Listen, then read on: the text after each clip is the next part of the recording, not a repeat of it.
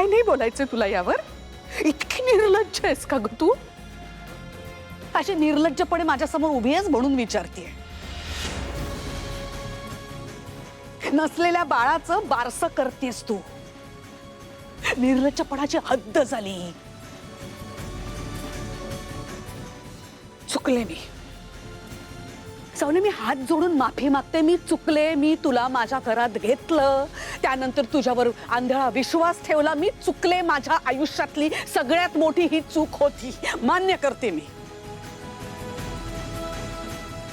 बघितलंस ना? हे बघितलंस ना तू? तुझा हट्ट होता ना हिच्याशी लग्न करायचा, बघितलंस? हा तुझा हट्ट आपल्या घराला कसा भवला ते बघितलंस ना? आता विश्वास बसतोय माझ्यावर? हा, माझी भीती रास्त होती हे कळतंय ना आता तुम्हाला सगळ्यांना?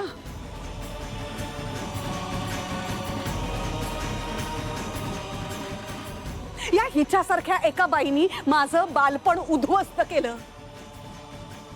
या बायकांची मनन त्यांच्या रंगासारखी असतात, कलुषित. मी नाही माफ करू शकणार तुला कधीच. तू जीव घेतलायस, अमृताच्या बाळाचा जीव घेतलायस आणि त्याबद्दल तुला काहीच वाटत नाही. तू माझं घर उद्ध्वस्त केलंयस. तू जेव्हा नव्हतीस ना माझ्या घरात तेव्हा आम्ही आनंदात होतो, हसत खेळत होतो माझं घर. तू आल्यानंतर आम्ही आता दुःखात आहोत सगळेजण. अख्खं घर रडतंय माझं. जा बाई, तू जा निघून जा इथून. मी हात सोडते, विनंती करते. तुझी काळी सावली आमच्यावर नकोय. तिलोत्तमा, तू जरा जास्त बोलतेस असं नाही का वाटत तुला? नाही, या आधीच हे सगळं खरं तर मी करायला पाहिजे होतं. मी नाही केलं, ही माझी चूक झाली. इतकी वर्ष गप्प बसले मी. हिनं उद्ध्वस्त केलंय माझं हस्त खेळतं घर, उद्ध्वस्त केलंय.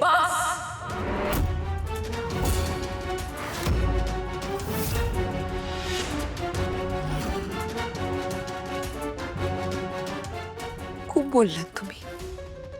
आजपर्यंत मी सगळ्या गोष्टी सहन करत आले, पण आता बस. प्रत्येक गोष्टीची एक मर्यादा असते. माझ्या मनाला आणि माझ्या विठुरायाला माहितीये मी खरी येते. मी कायम जे काही केलं ते दुसऱ्यांच्या भल्यासाठीच केलं. सावली, बोलू द्या मला. आजपर्यंत शांत राहिले ना, मग आत्ता बोलू द्या.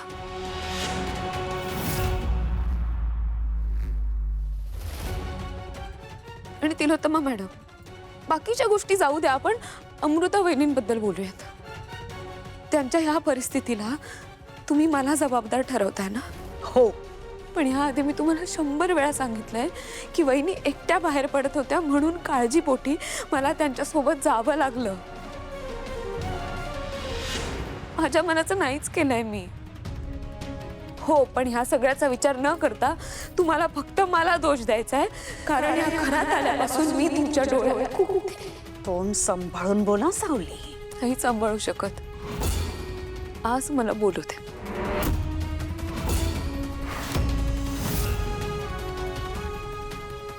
मला माहिती आहे तुमच्या भूतकाळात, तुमच्या बालपणी जे काही घडलं ना, ते तर खूप चुकीचं होतं. पण म्हणजे तुम्ही इतरांसोबत पण तसंच वागाल हा अधिकार नाही ना मिळालाय तुम्हाला. त्या सगळ्याचा राग तुम्ही माझ्यावर का काढता? आणि तुम्हाला माझ्या गोष्टी चुकीच्या वाटतात ना, पण आता तुम्ही तुमच्या सावत्र आईची तुलना माझ्याशी केली, हे चुकीचं नव्हतं का? मला एवढंच वाटतं की जे तुमच्यासोबत घडलं ना, ते ह्या जगात कोणासोबतही घडू नये.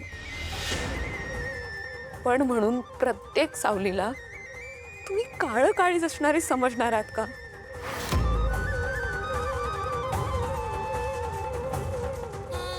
मी या घरासाठी काय केलं, मी किती चांगली आहे, मी सगळ्यांसाठी काय केलंय, मला कधीच बोलून दाखवायचं नव्हतं.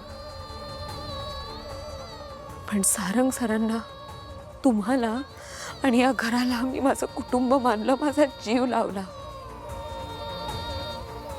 अमृता वहिनींच्या बाबतीत जे काही झालं त्याबद्दल मलाही त्रास होतोय, माझाही जीव तुटतोय.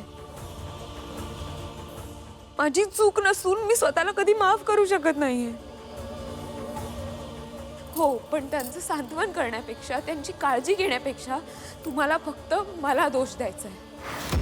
कारण माझा रंग तुमच्या सौंदर्याच्या व्याख्येत बसत नाही, हो ना?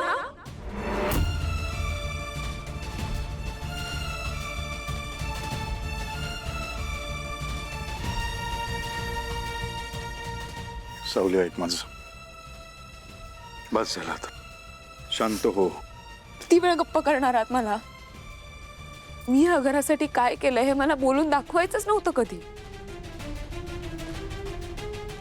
पण जेव्हा माझी किंमतच शून्य केली जाते ना, तेव्हा मला जाणीव करून द्यावीच लागते. राजकुमार सर आणि अमृता वहिनींमधलं बिघडलेलं नातं मी सुधारलं. तारा मॅडमच्या गाण्याचं सत्य मी शेवटपर्यंत लपवून ठेवलं, फक्त आणि फक्त या घराच्या हितासाठी.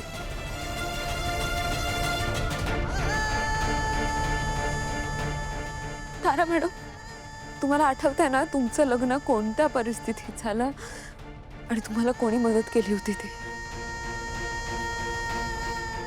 या घरासाठी मी सगळं केलं. एक संस्कारी मुलगी जेव्हा लग्न करून सासरी जाते तेव्हा ती त्या घराला आपलं मानते, त्या घरासाठी झटते, राबते, आणि मी सगळं केलं. सावली शांत हो. नाही सारंग सर, मला बोलू द्या.